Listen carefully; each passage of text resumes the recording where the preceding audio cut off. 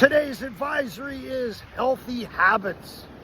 And what a better place to come to. There is no better place for me than healthy habits than the great Long Beach Island. So healthy is what? Getting out in this nature, breathing this incredible air, feeling the energy come off this ocean, and spreading through my mind these thoughts of optimism and gratitude.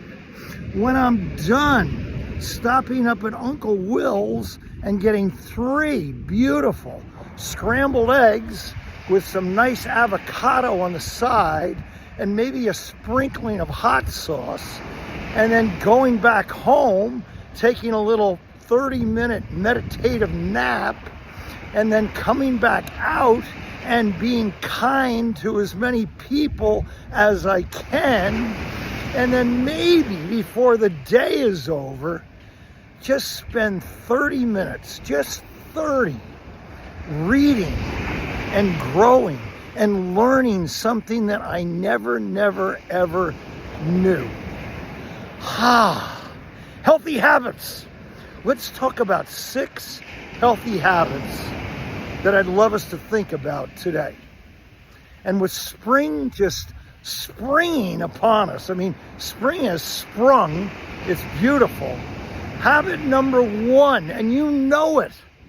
Like if I said, if there's one thing that hopefully you could do a little bit less of this spring, one thing, I bet that 9 out of 10 of you would say the same thing. Less time on the phone, less time in front of screens, less time on social media.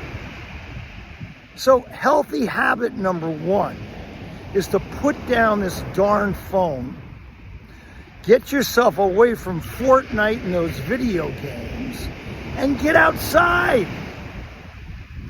Healthy habit number 1, that's my challenge for you, is how much less screen time can you use this spring? Healthy habit number 2, mentioned it earlier, I'm trying to do it right now, is exercise. Move your body. Hey, your movements can change your moods. Your motions can change your emotions. And your actions can change your attitude. Just moving. And there's a myriad of different ways to do it. You know it. I can go for a nice walk on the beach. Or I can walk over there and take a little run around the track. I might get on my bike and do a little biking or rollerblade this afternoon. I may end up in the pool when I get back to Ridgewood and do a couple of laps. But all I want to do is move my body more. How much exercise can you integrate into your daily routine? Can you focus in on trying to maybe blend in, at our ages now, a little bit of resistance work, a little bit of strength training, a little bit of flexibility, and maybe some nice yoga. I love it. Exercise, movement. Habit number 3 we're going to talk about today is your diet. Now, we all know it. We're all on a diet because diet is what we eat. And the last thing we want to do is not eat. But we really want to focus in on the quality of the food we're eating, not so much the quantity. And those single ingredient foods like apples, bananas, broccoli, spinach, carrots, pears, blueberries. I mean, they're just one ingredient. And what they aren't is something coming out of a package. Something coming out of a package. And try to lessen the amount of processed foods that we're eating this spring. You know it and I know it. We just got to get rid of and go on this little challenge for ourselves, as much sugar as we can, as much of that simple sugar.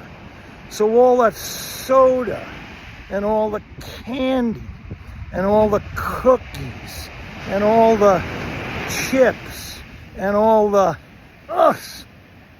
let's just try to lessen it just a little bit and focus it on our diet.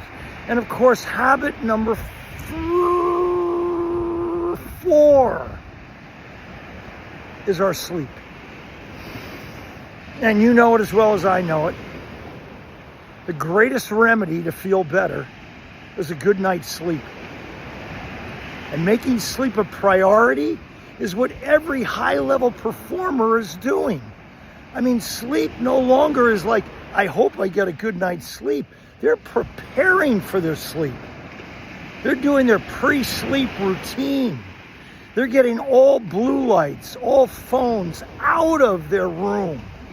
They're darkening the atmosphere. They're getting the temperature right. They are really planning to get those number of hours we all need to recover well. And if you happen to be in middle school, you need 8 hours of sleep a night. And don't forget, that's when you grow. That's when you recover. That's when your body truly gets back into homeostasis place, and you start to feel like yourself again. All right, healthy habit number 5. Optimism. Practicing optimism. This is when you actually highlight, look for, actually practice looking for things that are going well, looking for the good, and actually writing down in your journal those things that are happening in your life that are going well. And when we focus in on what's going wrong, it's called a negativity bias. And unfortunately, our brains are formulated, created to try to scan the world and see what's dangerous, see what can go wrong. I mean, we're in a position of survival. So we have to reconnect the software in our brain and start looking, gazing, and all the incredibly neat, cool things that are right around us. So, healthy habit number 5, become an optimist. And then finally, healthy habit number 6 that I want to talk about is actually practicing gratitude. Gratitude is defined as the quality of being thankful and your readiness to show appreciation for and return kindness. So gratitude and kindness are linked. If you're grateful for all that you have, and you should be, then you're more likely to be kind to others and say nice things, do nice things, and make an effort to take that gratitude that you've been gifted with and give it back to the world. So, 6 big habits, healthy habits today. You heard them: your phone use, your exercise, your diet, your sleep, your level of optimism, and of course, gratitude. Today, we're going to ask you to look at those healthy habits and do a really fun activity today on Advisory. Have a great day.